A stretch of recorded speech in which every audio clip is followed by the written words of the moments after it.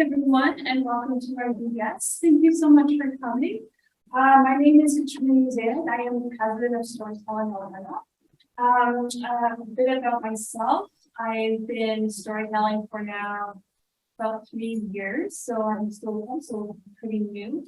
I am also as well a library technician in Calgary, Alberta, and I study acting, which funny enough, you guys are part of theater. Erin Bumble is not here with us physically, but she is there.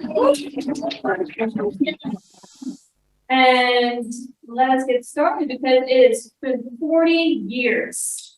What a milestone. Yeah.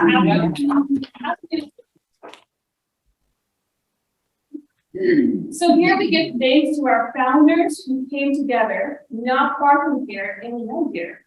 All those years ago, they were Andrea and David Spalding, Ann Anderson, Paul Marsh, Annette Lagarde, and Edie Duffrey.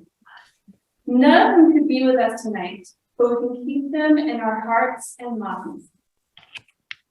And of us in our own corner, we have a journey that honors a love for story.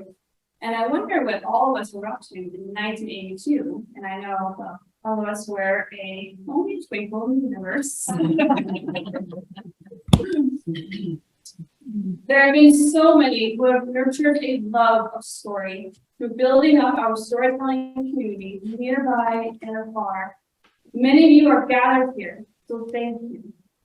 Tonight, we'll hear the voices of Gail, Wendy, Kathy, Jim, and all of them who have shared their passion for oral storytelling, carry a torch so that others might be encouraged to learn and to search their hearts and minds for their own pivotal or favorite stories. So our first performer tonight is Gail DeVos, a longtime member of Tales Alberta and president for many years. Learned about the art of storytelling from her U of A classmate, Ann Anderson. And together, they dove into the task of creating a home for storytellers and listeners through yearly festivals at Fort Edmonton Park. Over 18 years, Gail and her partner, Ann Anderson, followed by Merle Harris, introduced to our province gift to storytellers from across Canada by hosting workshops and conferences. Gail nurtured many storytellers through her teaching in the Faculty of Library Sciences at U of A. Storyteller, author, librarian, and educator, Gail DeVos has been an active promoter of the oral tradition of literature in Alberta for 3 decades. And I can say, as working in libraries, I'm sure somewhere in there I benefited from what So I welcome.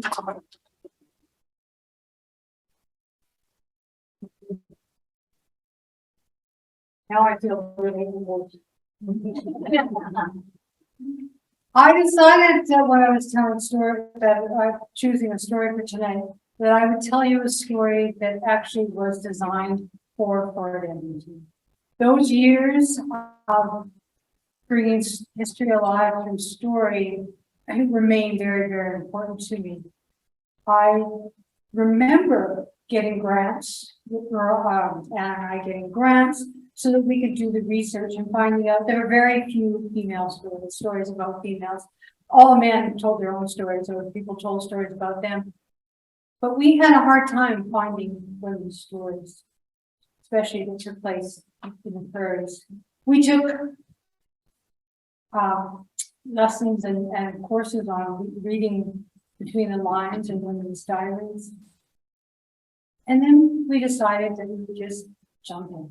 And I decided the first story that I really needed, or the first woman story I really needed to pay homage to, was my mother. I said this was a Fort Edmonton story, but of course she's not from Edmonton, she was from Saskatchewan. So you just have to ignore that part. She's a prairie girl. And when my mom was little, they lived on a farm, her siblings and her parents. And of course, living on a farm, you always had chores. Lots and lots of chores. And she was never happy doing chores. She still isn't. But she knew she had to do chores, and she had one chore that was her absolute favorite. It was cleaning the inside of the glass chimney for the kerosene lamp. She loved that chore for 3 reasons. One, she knew that if she cleaned it really, really well, it would shine brightly. And at night, when my grandfather came in off the field, he could sit down on his chair and read by that lantern, and it would be so clear. My grandfather could read in 5 languages, but he didn't have a lot to read. He had read all the books in the school library before my mother even went to school. People felt bad for him, and so they would bring him newspapers, and he would read them word for word for word. And then when he finished the newspaper, he would put it in the box beside his chair. That was his treasure box. And when he didn't have anything new to read, he would take out one of those newspapers and read it word for word for word. So my mom knew how important that clear light was for her father. The other 2 reasons were a little bit more pragmatic. One was that her hands were still delicate enough to get inside that costume. And the 3rd reason, her parents trusted her with a glass chimney. I mean, there were no other ways of getting light at that time, and so she felt so proud.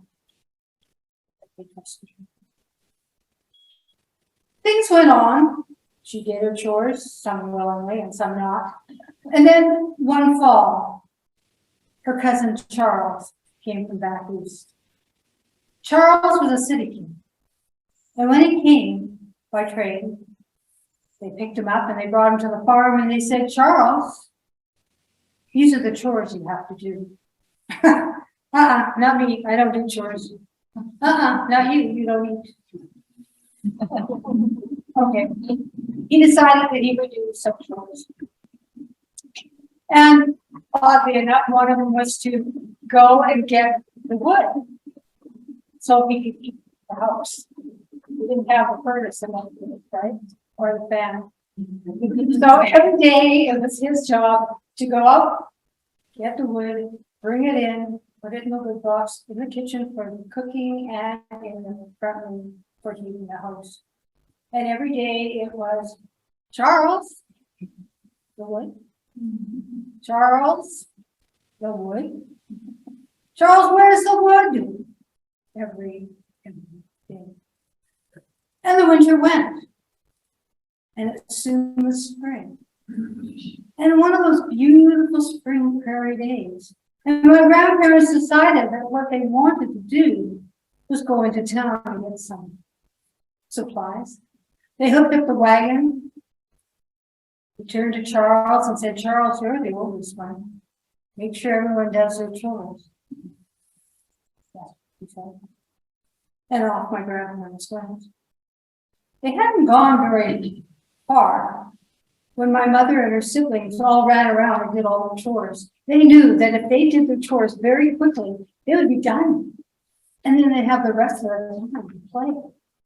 Charles, did he do his chores? No. No, he sat in my grandfather's chair and felt important. He sat there for a very long time. He sat there while the clouds moved. He sat there when the wind started blowing. He sat there when my mother and her siblings came in and said, "Charles, there's a winter storm coming. We have to get the animals safe. We have to make sure everything's secure." And so they ran around and they got everything ready. And then they got into the house again, just as the storm hit. And as they closed the door, they looked at the wood box. It was almost empty. "Charles, we have to get the wood. We need wood." "Oh, it's just a silly storm. It'll be over soon. Don't panic. We'll be fine." But the storm lasted and lasted. And soon they had nothing to heat the house or keep the food cooked and ready for supper.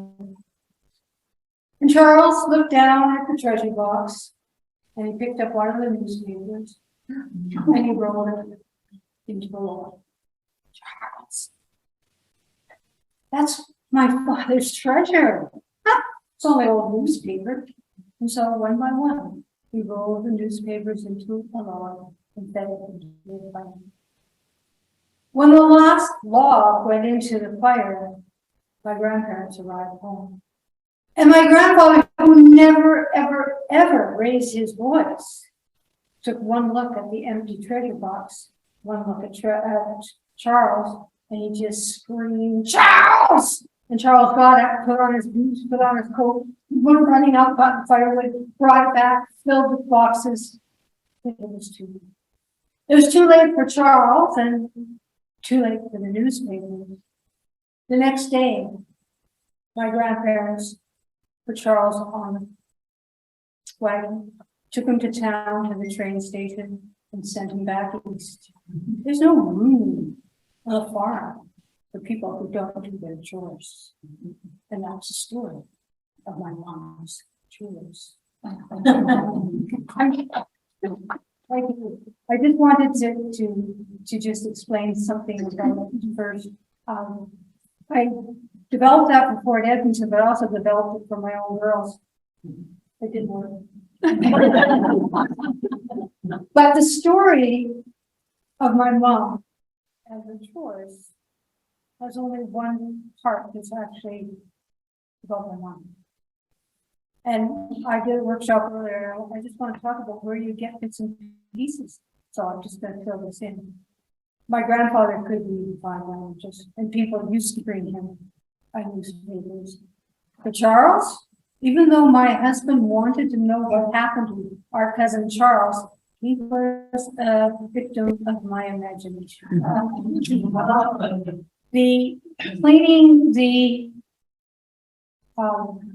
hand small enough to clean the glass chimney was from Celia Barker, who told about her mom. And the other parts were different pieces from the Edmonton Journal and the Edmonton Bulletin and some diaries.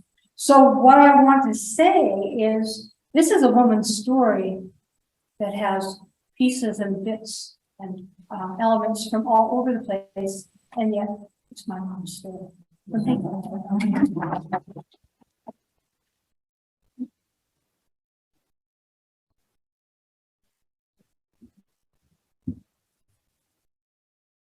You so much, Gail. I must say, I heard that word outside. I was like, maybe that's Charles saying, "Oh no." Thank you so much. Thank you so much.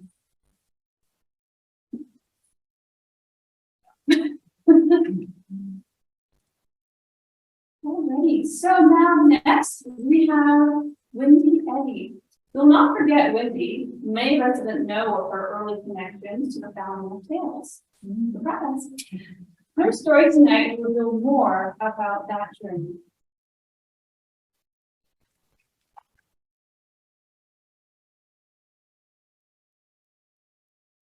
Once met a blind person, a storyteller from Oregon, who accidentally came out on the stage one time and told the entire story in that position. But I think I'll just face you all. Jenny Joseph wrote a poem, and I think she wrote it especially for me, even though she never met me. When I'm an old woman, I shall wear purple with a red hat that doesn't go and doesn't suit me. And I shall spend my pension on brandy and summer gloves and satin sandals and say, we've no money for butter. And I shall sit down on the pavement when I am tired, run my stick along the public railing and make up for the sobriety of my youth. And learn to suck it. Now, about 40 years ago, I became an accidental storyteller. And this is how it came about.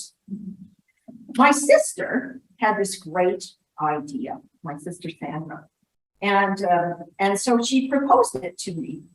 She said, Wendy, I could get our truck camper and bring my 3 kids. And you and David, who was my late husband, you and David can bring your kids and we can camp at Sylvan Lake together. And you and I can go to this retreat at Red Deer College, this little storytelling day, a day of storytellers. Wendy, you'd like to go to a day of storytellers, I think, wouldn't you? She was a kindergarten teacher and she had a brochure. You'd like to go to this little session of storytellers, and David can take all 5 kids to the water slides at Sylvan Lake. So I presented the idea to David. And later when she told the story, it went something like this. I wanted to take all 5 kids in her truck and camper because she was afraid to drive in the city of Red Deer, coming from the farm. The youngest one was 2 and the oldest one was 9, and none of them could swim. 5 of them to Sylvan Lake, to the water slides. And after that day, Wendy was never the same. They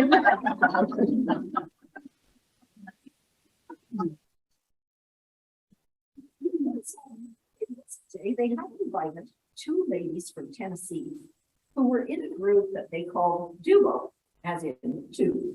They were Connie Reagan Blake and Barbara Freeman. And these women could tell stories like I had never, ever heard. They had wonderful, wonderful Tennessee accents, which I shall never try to imitate either.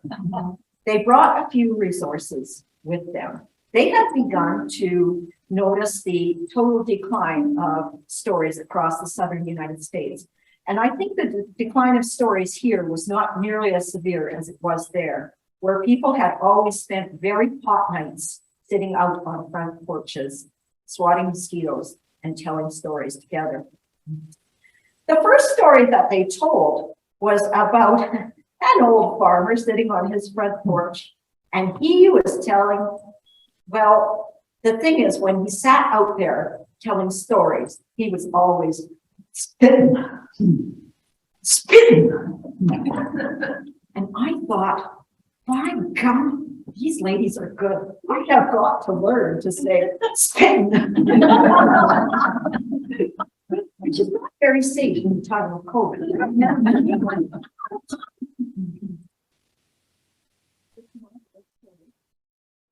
They went on to do a duo version of a book I had never heard of before called Iris is Over. And by Richard Maiden. And that book is just full of dialogue. And there they were. There was little Ira, and he was trying to decide whether to take his teddy bear to his friends next door, and his sister said, are you going to take your teddy bear, Ira? And Ira said, of course not. My friends, that's why I won't take my teddy bear. I'll take my teddy bear to my friends. And his sister said, have you ever slept with your teddy bear, Ira? And Ira said, why would I take my teddy bear to my friend's house? But after that, he began to wonder, have I ever slept without my teddy bear? What if I really sleeping without my teddy bear? What if I really sleep without my teddy bear? That story bewitched me.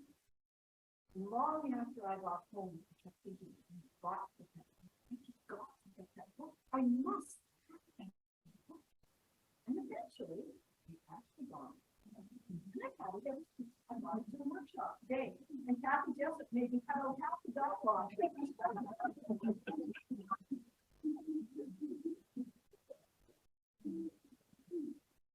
be rich.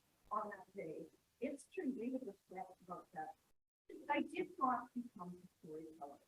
In fact, it was 20 years before I would actually attend another storytelling event of that nature, because the actual purpose of that day was not only to entertain us, but to start a storytelling organization in Alberta. I don't think they'd said that in my sister's group. And I was working full time, and I had 2 kids under the age of 3, and the last thing I had time for was to start some kind of storytelling organization. And so, so I didn't take up formal storytelling at all. But later I became a psychologist in hope studies, and I began to listen very carefully to the stories of my clients. And because I was a hope psychologist, I began to listen for hope in their stories and wonder how I could bring that out better in them. What kinds of questions could we ask?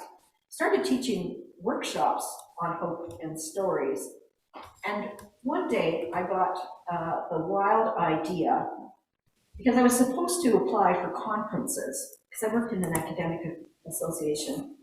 And so I applied to be a speaker at the National Storytelling Network. This is in the US, the big kahunas, professional storytellers. I applied, put in an abstract to teach them a workshop on how to tell hopeful stories. To this day, I cannot believe that I did this.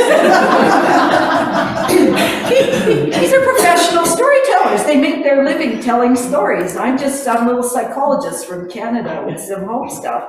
And it was in Bellingham, Washington in 2004. Wouldn't you know it, they accepted my abstract. I went home to my dear David. I said, honey, how would you like to spend your holidays camping in Bellingham, Washington? We could take the tent trailer and we could camp there, and we could go to this storytelling conference where I'm going to present to the whole American audience of professional storytellers. And I thought I was going to be sick. Yeah. And I thought I was going to faint with fear and terror.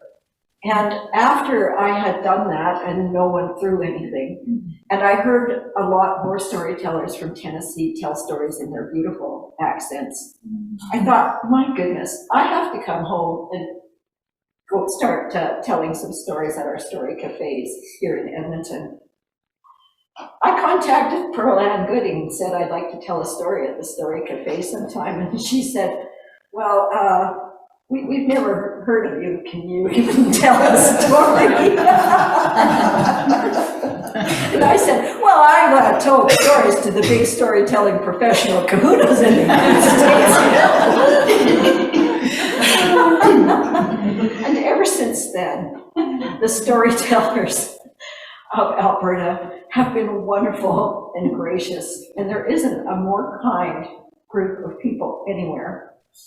And telling stories in Alberta for the last 20 years has been both fun and rewarding, and I've learned how to cut out the dialogue from some of my favorite stories, and a lot of other stuff too. But perhaps the most important thing that I've learned is about what it means to have a supportive community of human kindness and people who work together to help each other, to teach each other, to bring each other together. Now, my husband wanted to get old, and he didn't get the chance because he was ill. He only made it to 66.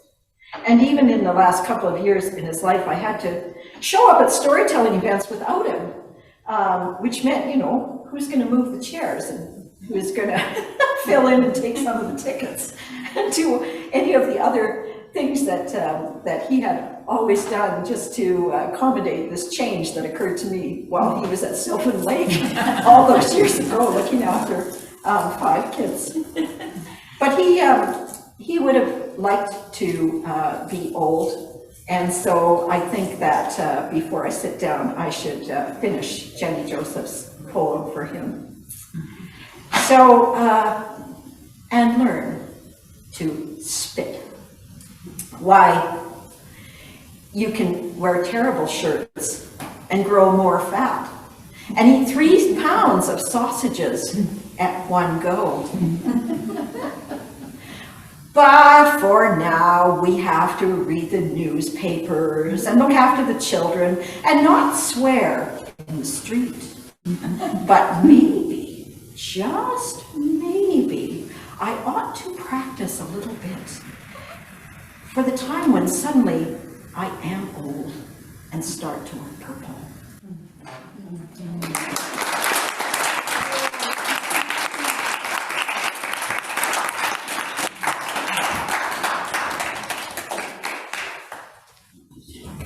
Oh, thank you so much, Wendy. What a happy accident. And I didn't know you were a psychologist, so you're just full of surprises. Alrighty, well, so next we have Kathy Jessup, a 26-year faithful member of Tales Edmonton, who has hosted in her home visitors far and near, organized countless cafes and festivals, kept and distributed Edmonton events, newsletters, registered many. A storyteller attending these retreats. Karen has a very long list of what you've done. You're sure you've done so much for us. She tells stories, she performs at schools, libraries, concerts, festivals across Canada and internationally, including the Scottish International Storytelling Festival. Wow. Her story CD, Listen Up, is recommended by the Canadian Children's Book Centre as a top choice. That's a big deal in the library world, just so you know. She's going to sing the title, The Story of William and Alice, an original family story inspired by her northern BC origins. It includes the same singing for song credit, Tom Lips, the Far Saskatchewan in my story. Thank you.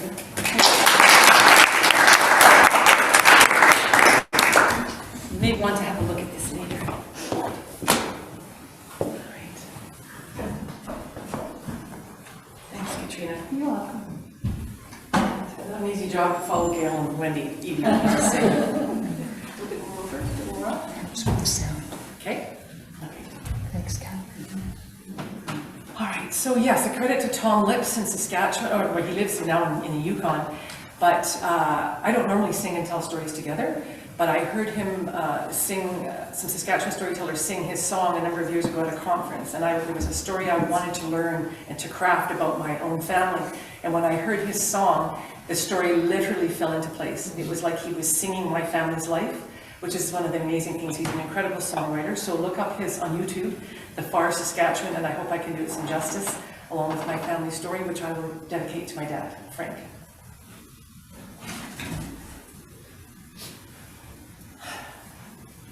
My grandfather came to the prairie land and to the plow. He set his hand and carved a home from the prairie sod within the sight of God, right within the sight of God.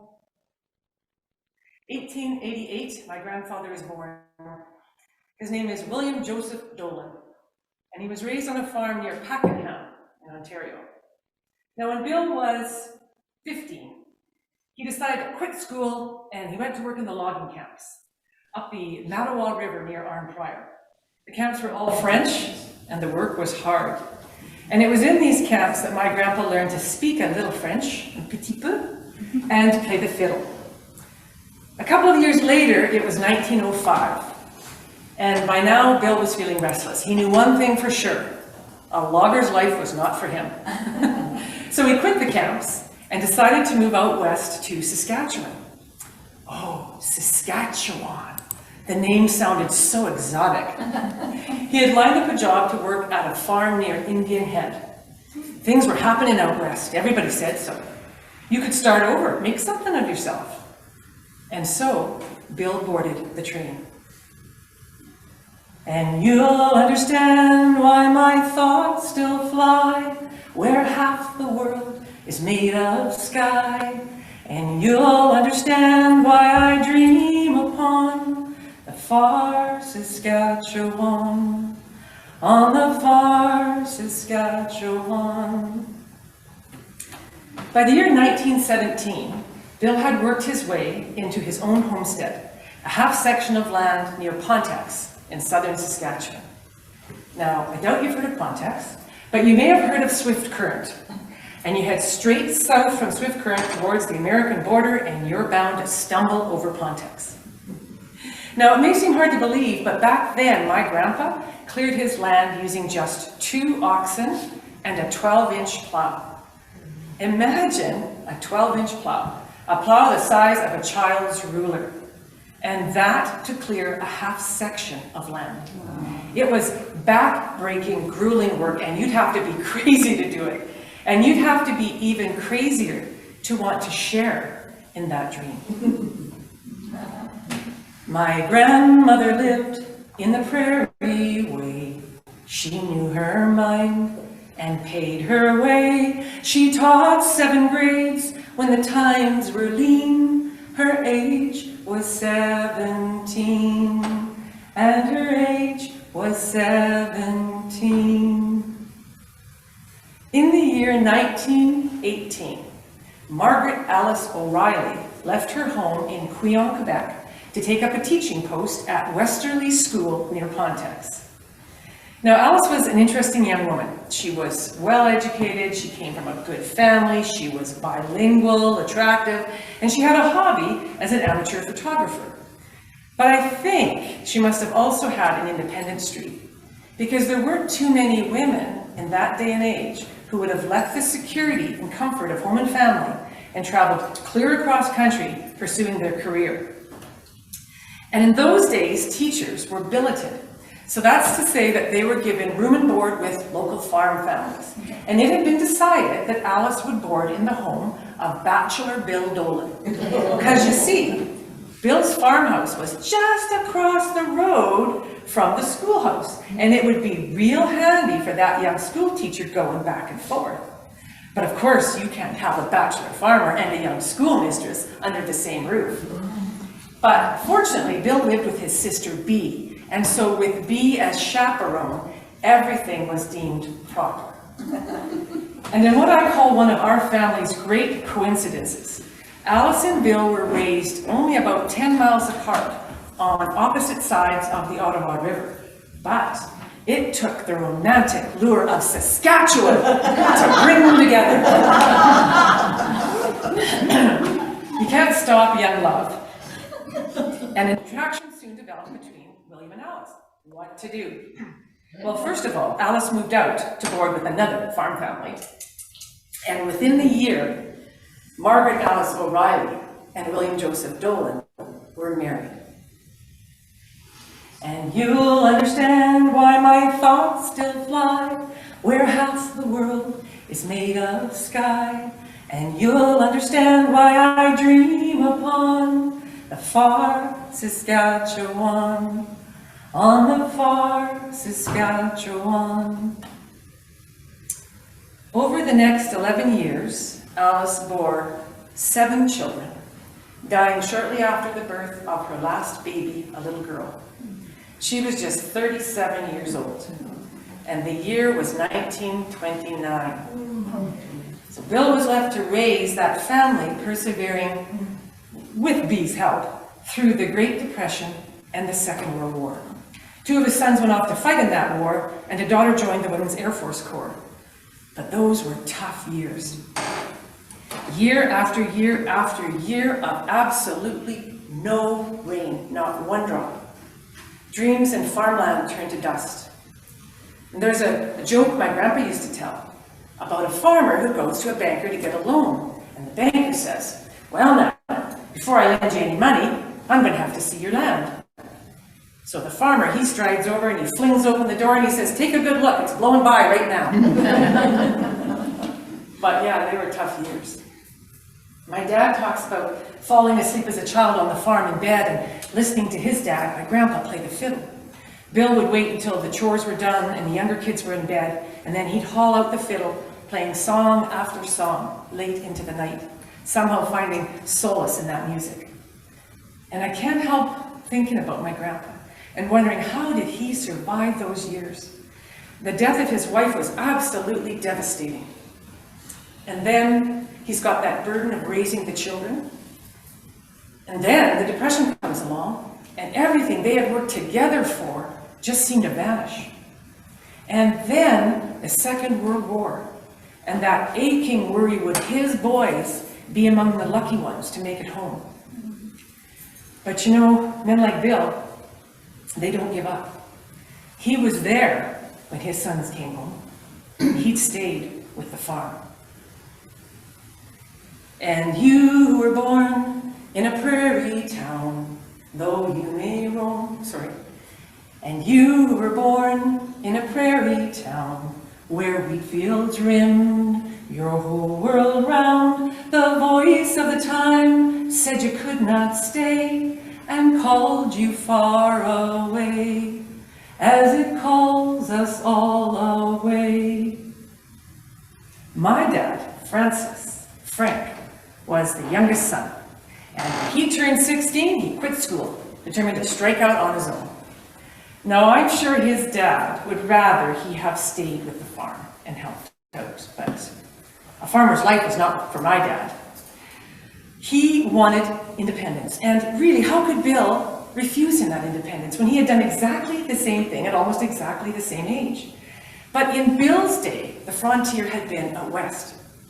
With my dad, the lure was to go up north. That was the new land of opportunity, and my dad became one of the first commercial truckers on the Alaska Highway. His first trip was from Dawson Creek, BC to Whitehorse, Yukon Territory in 1946. And those endless green forests and rugged northern Rockies were a grand adventure for a prairie boy. My dad never did return to the prairies. He stayed up north, becoming one of the early pioneers. He began as a trucker, and then when he met my mom and married her, they had a stopping place on the highway for tourists, a gas station and a cafe. And then when the children started coming, they settled in Fort Nelson, British Columbia, mile 300 on the world-famous Alaska Highway. My dad had a fleet of trucks, he had a gas station, he at one time had a travel agency, a number of businesses, but always staying in the north. And as the years passed, it became obvious that the north was now home to my dad. But you know, roots, they're a funny thing. And you'll understand why my thoughts still fly where half the world is made of sky. And you'll understand why I dream upon the far Saskatchewan, on the far Saskatchewan. Sometimes, usually in the spring, my dad would bend down and he'd pick up a handful of soil and he'd run it through his fingers. And then he'd look up at the sky and he'd study the clouds with a practiced eye. And he'd start talking about the farm. Planting stories and harvest stories and lots of stories about the neighbors. The Gillis family and the Adamses, the Carlsons and the Sutherlands. Names and memories and years intertwined. Well, my dad's gone now, passed away, but a few years ago, before he went, us kids decided, you know, we're taking Dad back to Saskatchewan. We're taking him back to the farm. Well, of course, it's owned by somebody else now, and the original farmhouse is long gone. But the little grove of trees that once surrounded it is still there. And somebody had dozed a boulder off the land into the center of those trees, real pretty, and it kind of spawned an idea. With the new owner's permission, we had a bronze plaque drawn up, and we had it placed on that rock. And that plaque tells the story of William and Alice and how they settled that land. But if you were born in a prairie town, though you may roam the whole world round and live by the sea or the mountainside, your heart will still abide in the land that was your pride. My family doesn't get back to Saskatchewan much anymore now that Dad's gone. But you know, no matter how much our family grows and spreads out with children and grandchildren and great-grandchildren, we always know that there's a plot of land in southern Saskatchewan. And on that land, there's a rock. And that rock is literally a touchstone, a place that we can always return to, and a place that will always remind us where it is that we come from. And that rock will always hold the story of William and Alice. And you'll understand why my thoughts still fly where half the world is made of sky. And you'll understand why I dream upon the far Saskatchewan. On the far Saskatchewan. Okay, that was a good voice. One more. Ready? And you'll understand why my thoughts still fly where half the world is made of sky. And you'll understand why I dream upon far Saskatchewan. On the far Saskatchewan.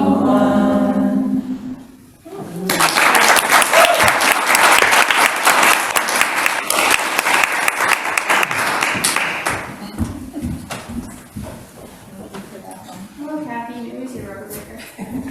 Oh, good. Thank you so much. That was beautiful. All right. So next we have Jim Martin. Jim has been involved with Calgary Storytelling Chapter from a distance for a few years. Together with a couple of other tellers, they have been trying to set up a storytelling chapter in Red Deer. But COVID keeps getting in the way. They might be small, but they're very mighty. Yes, they are.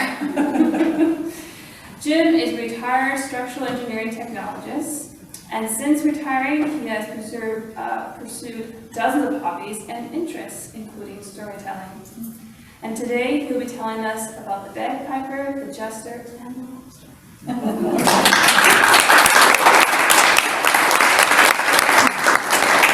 Thank you, Katrina. 40 years, what a great thing to celebrate. As Katrina mentioned, my background was in structural engineering and numbers and calculations, and when I retired 16 years ago, I decided to see if there was something on the other side of my brain. So I started going to arts courses and music. And I'll spare you from my experience singing and sketching and painting. And I tried short story writing online. I quite enjoyed it. But after a while, the short stories started to pile up. What are you going to do with them? So I Googled telling stories, and up pops Tales, which is now Storytelling Canada, Alberta. And so I went down to Calgary to one of their meetings, and a second one and a third one. I started driving from Red Deer down to Calgary.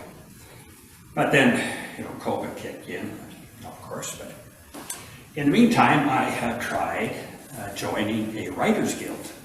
And Kay, who you met this weekend, she came.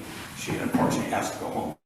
She doesn't like driving in dark. And so I was giving her the pitch for storytelling, and she was interested. And pretty soon she brought on board Cynthia Paul. She was also interested in storytelling. So we decided that maybe we would set up a storytelling group in Red Deer. And we were just, actually we had secured a venue, and we were talking to the experienced storytellers in Calgary about helping us. And then, COVID kicked in. So we just canceled our plans and put everything on hold. And we were thinking this spring that maybe COVID had let up enough that we could try it again. But all three of us were booked solid for the summer. So. And just 2 weeks ago, we had a conversation about maybe it's time to restart as soon as the snow starts to fly. And Kay, she monitors the Red Deer Council, Arts Council magazine. She saw that the Red Deer Library was having a adult storytelling evening in a local brewery in the bar. So she phoned them and said, you know, who we are and can we have a slot? So sure enough, they said they're reading stories, but we could do a bit in the middle. And so I drew the short straw. And so then I quickly opened my book and see what I could present. And I thought, well, if I'm going to do 2 days of practice, I must make it worthwhile. Contacted the engagement, senior men's group out of the Golden Circle. And they have about 20 members, and they were having a wheater roast. So I talked myself into a slot there as well. And that was Thursday this week. And that was in the afternoon. In the evening, I was signed up for a creative writing course. So I talked to the instructor and got a slot in there as well. So it's been a busy week. So then I'm thinking, what am I going to present to them? And obviously I told them a bit about storytelling and tell-arounds and, you know, story cafes and maybe telling to libraries and told them about our jaunt in Olds, doing the history of Olds and things like that. And then I decided, trying to decide what to present. And I was debating various things, and I thought, well, I better present what I'm comfortable with. And I like stories with a bit of a twist. So this is what I presented. My cousin in Scotland, he's a bagpiper, and he's part of several marching bands. But he gets a lot of call from individuals asking him to play. One day, a friend of his, a priest in the local church, phoned and said, I'm doing a funeral for a homeless man. He has no family, no friends, and I've taught some of the parishioners to come to the service in the church, but nobody has transportation. To drive way out in the country, I secured a spot for him, a nearly abandoned graveyard at no cost. So, would you go with your bagpipe and do a tribute at the gravesite? My cousin said, sure, I would do that. So, the day of the interment, off goes my cousin. And the directions were quite complex, and he was out there driving various roads over this hill. At 12:30, he found himself on the intersection. He was supposed to be there at 12, trying to figure out which way to go when over the hill comes the hearse and past him in a cloud of dust. He tried to see whether his friend the priest was in the hearse, but he wasn't. Couldn't tell because it was dust and tinted windows. So he was thinking, well, I know which way now to go. It's over that hill, and maybe the priest is still there. So he drove over, went over 2 hills, and come to this beautiful little valley. There's a backhoe out in the middle. And so he drove down, and the priest wasn't there. It was just a contractor's truck. So he started turning around. He thought, I've come this far to do this tribute, I might as well just go do it. So he put his bagpipe together and he started heading up to the backhoe. The construction workers were under a tree having lunch. He hollered, he says, I was supposed to do the tribute, I got lost, I'm late, I'm going to do it anyway. So he comes up where the excavation was, looked down the concrete casket, he started to play. He never played so well in his life. That little valley made an amphitheater, and the sound bounced back. Pretty soon the construction workers were sitting on piles of dirt, listening, and the last thing he played was Amazing Grace. And he played it so sweetly, he had never played it that well before. Before long, tears were coming down the eyes of the construction workers. And he was a little choked up himself. So when he finished, he didn't see anything. Just gathered up his bagpipe and headed to the car.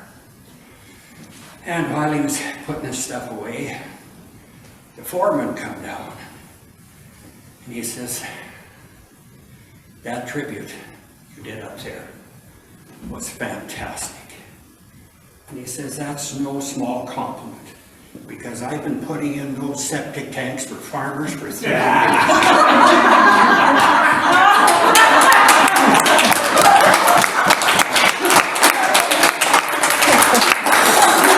Obviously, he found the wrong guy.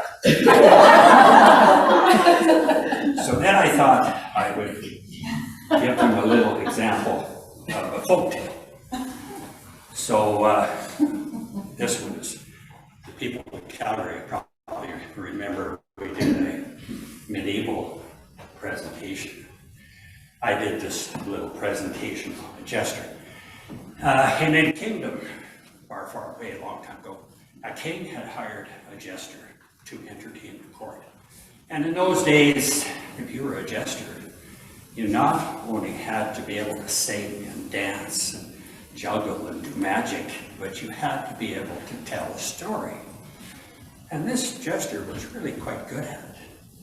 And he'd tell stories, and as he got more comfortable, he started to include the lords and ladies of the court in his stories. And sometimes he embarrassed them a bit, and the king seemed to like that. So he did it more and more, and then he included the king in his stories. A little more and a little more. And one day, the king looked at him and he turned red. And he says, "Guards, take this man away. He just insulted the king." Guards took him away. "Bring him back in 3 days for sentence." 3 days later, he brought the poor jester back. By this time, the king had settled down a little bit. He said, "Jester, you know the law, and it's non-negotiable. The law says if you insult the crown, you have to die. But you have been a really good jester, provide excellent service, so I'm going to give you one concession. You can choose how you want to die."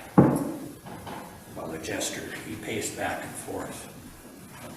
And finally, he came before the king. He says, "Your Majesty, I know the law, and I know I have to die. But I choose to die of old age." So if you're a jester, you better have a bit of wit, and it saves your head.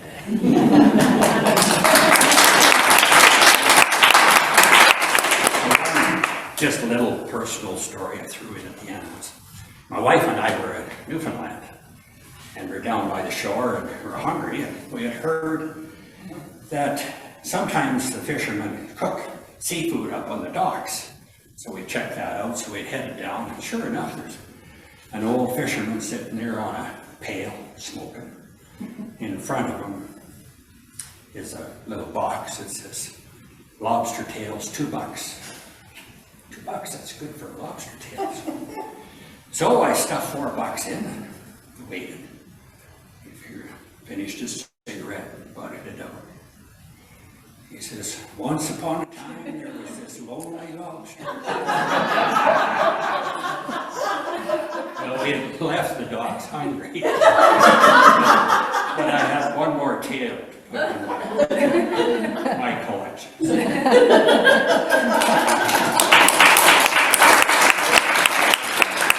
out of this endeavor, the adult storytelling, we had a sign-up sheet, and we perused them afterwards, and we got a dozen people to sign up that may be interested in either coming as an audience or tellers. And out of the senior men, we got another 6.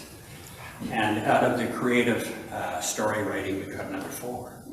And actually, it's quite a good cross-section, because 40-year-olds were in the bar, the seniors were 70-year-olds, and in the creative writing, there were 20-year-olds. So we're looking now at what we can do with this, and we're going to have a discussion. Actually, our president's coming up tomorrow, Cynthia, and we're going to talk to a few of you and get some ideas of what we can do, how we can get this thing started. And we just recently went through it again with the venue, which happens to be the building I'm living in, and they are fully supportive still. And we've also talked to the Golden Circle next to us. They have a very large room that could be rented, and they're receptive as well. So maybe stay tuned. Did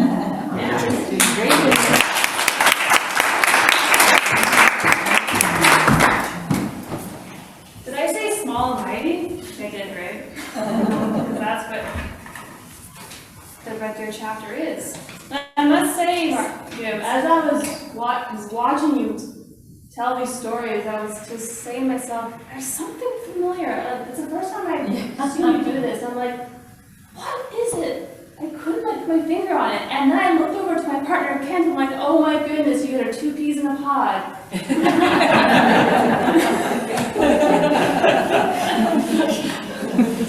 Thank you so much. Our last performer of the evening is Mary Hayes. Mary Hayes is our storyteller. Oh no. Laureate. Thank you. I was like, I know how to say this. Laureate from 2020 to 2022. Thank you. She is honored to be recognized for a lifetime of working and telling the tales. Storytelling has been her life's passion. And she will be telling a story about the talking eggs, retold by Robert D. San-Souci. Got that right? Yes. So I feel like Yeah, sorry. This is a I just saw that. This version is from the American South. This is important. But its roots go back to a Creole tale. The tale also appears to have its roots in European fairy tales and was probably brought to North America by French emergees. You can find stories about good sisters and bad sisters in all cultures, and they help us make sense of what's inside of all of us, the duality of life. Mary. Thank you. So I feel like I need a cane to get myself across the stage. Thank you, Katrina. Yeah, so a folk tale to round out our program. So long ago, when I began telling stories, Gail the Boss was one of the first tellers I ever did hear. And so it's wonderful to share a stage with her tonight. And these other amazing tellers that everyone in the room, wow, we're so lucky, it's amazing. So, what story to tell? You know, we got books, we got papers, we have files, we have stories in our heads and our hearts. It's really, really hard. So I do tell lots of personal and family stories, and historical stories. It's really where my heart lies. But the first stories I learned to tell were folk tales. And now that I'm old and decrepit and need a cane, I like to go back to that wisdom of the ancient tale and the folk tale. So, Katrina, thank you for that introduction. I'm also intrigued because I have a sister, and this story is about sisters. And in my studying of storytelling, I love to find the duality in life and stories and people. So this story, we talked at length today about why do you choose a story and what story chooses you. So this is one from long ago, and it's called The Talking Eggs. Long ago, there was a mother who had 2 daughters. Their names were Rose and Blanche. And they lived together on a farm that was the tail end of bad luck. There was not much success on that farm. And Rose was very much like her mother. They were both mean and bad-tempered, whereas Blanche, as you might be able to guess, was kind and good.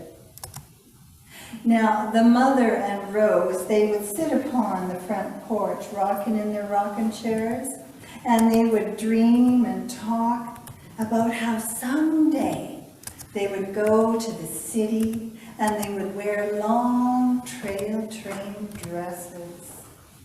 But they made Blanche do all the work. And on one hot afternoon, sitting on that porch, they said, "Blanche, go on down to the well and get us a cool drink of water."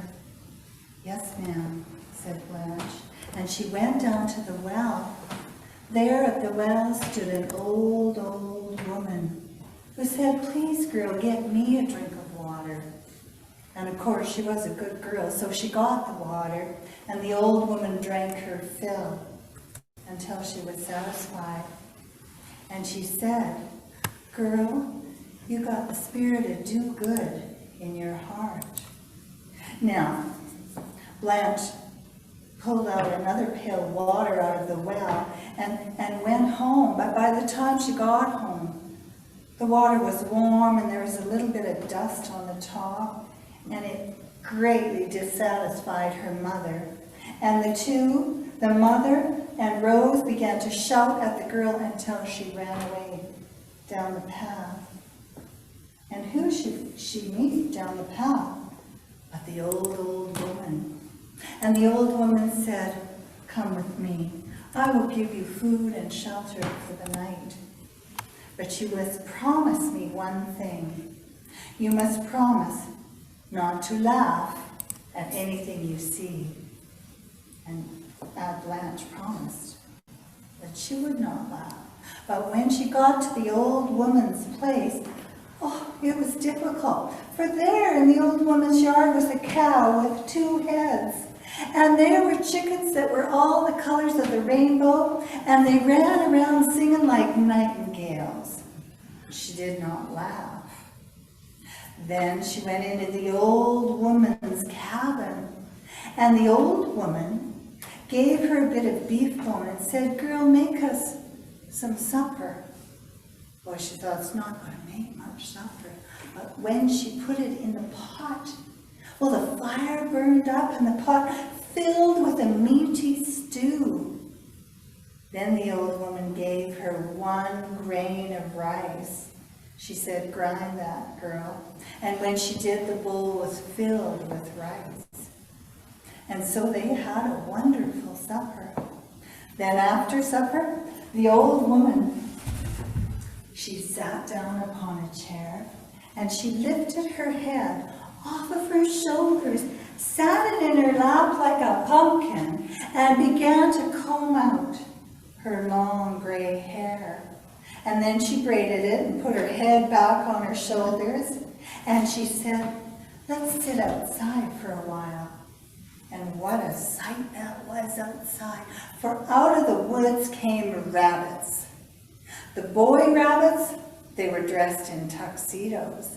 And the girl rabbits, they were dressed in long trail-trained dresses, and one of them played the banjo and began to play such a song, and they danced all the night long. They slept well that night, and in the morning, when Blanche went out to milk the cow, oh, she got the sweetest milk. Then the old woman said, "Now you must return home, and you shall have your reward.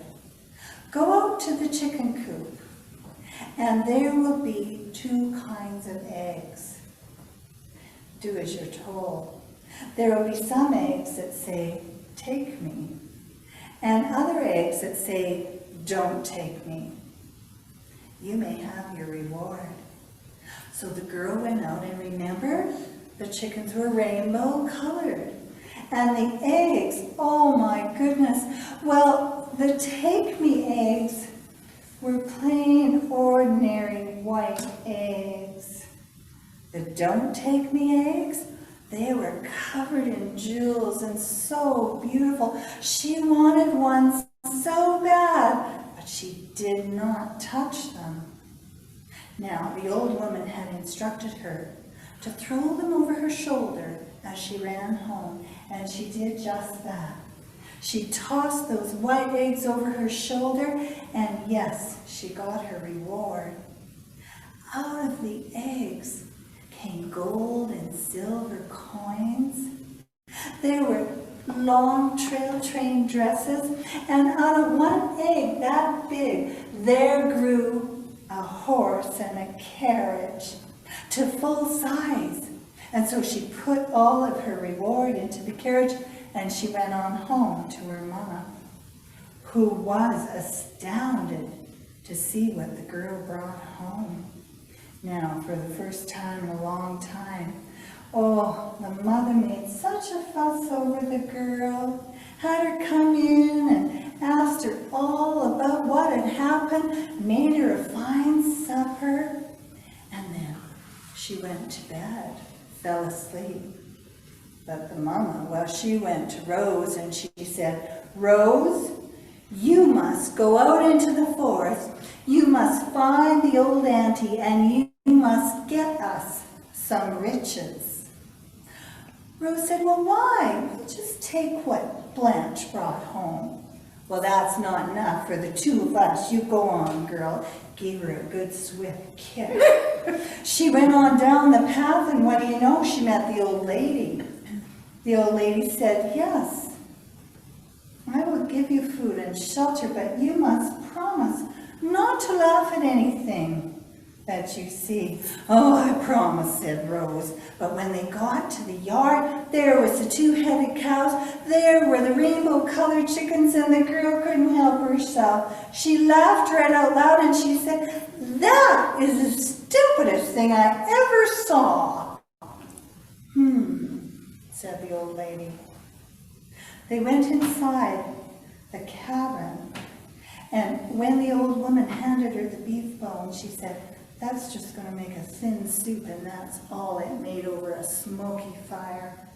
She didn't even try to grind the rice.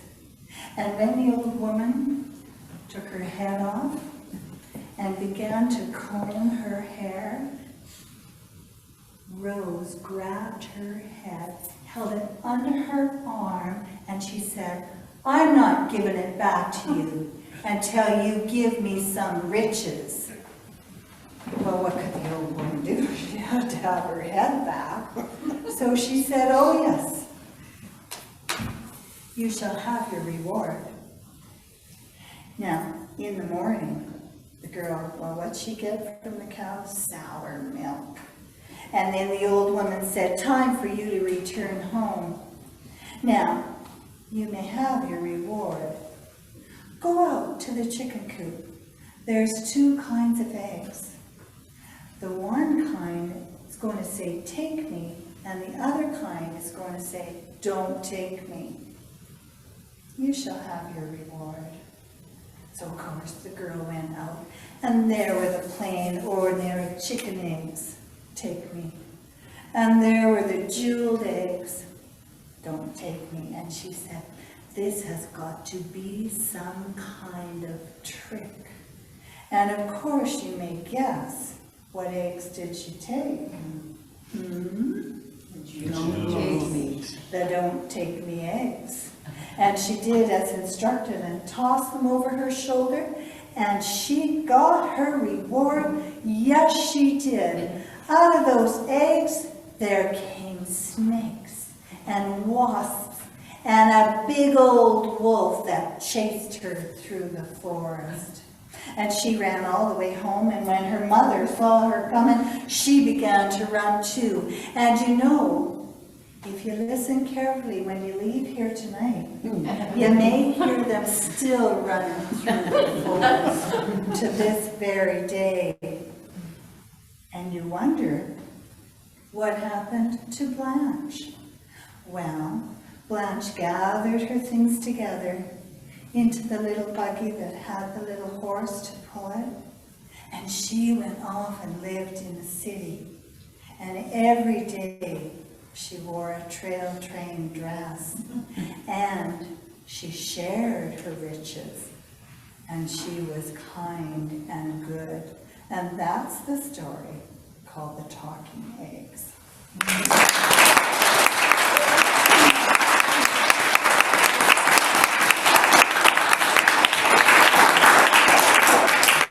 So I used to do a rhyme, talk, talk, can you believe that talk? Talk, talk, can you believe that talk? It was told to me and I tell it to you. Talk, talk, talk, talk, talk, talk, talk. So a storytelling retreat is a little bit like that. There's a lot of talk. So I think The Talking Eggs goes very well. And we have talked about what stories to tell. And so I really am intrigued with this story that had its roots in the European fairy tales. And the French story is called Diamonds and Toads. So the girl speaks, of course, the good girl speaks, and diamonds fall from her mouth. And the bad girl, when she speaks, toads fall from her mouth, right? So that's an interesting change in the story. And of course, with the people came the stories, right?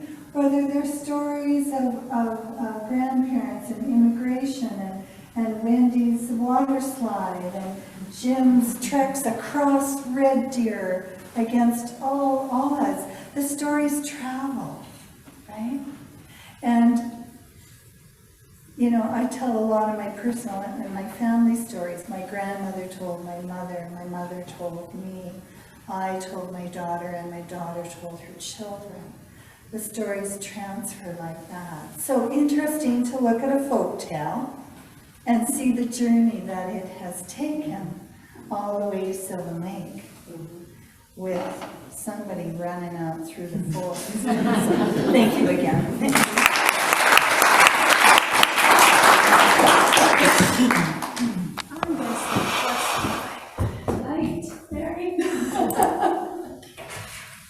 Alrighty, so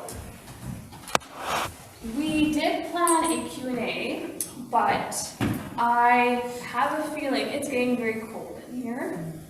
Yes, it's cold, and we are also past 8. So what's going to happen is that for any of those that have any questions about storytelling in Alberta or about our past, we can discuss more over cake in the other building because it's getting chilly. But how we will conclude this concert is some words from Karen Bell's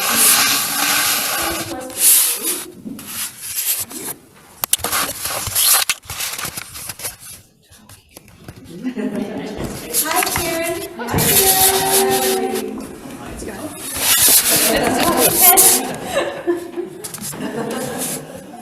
Hello, friends. What a wonderful evening. I was born away.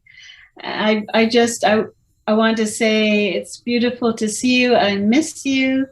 I've benefited from my friendships with all of you that I know who are there, and the rest of you are would-be friends. The best storytellers make a home for their listeners, and all of you have done that for me and for all of us tonight. I send you my love and I'm grateful for all of you. Thank you.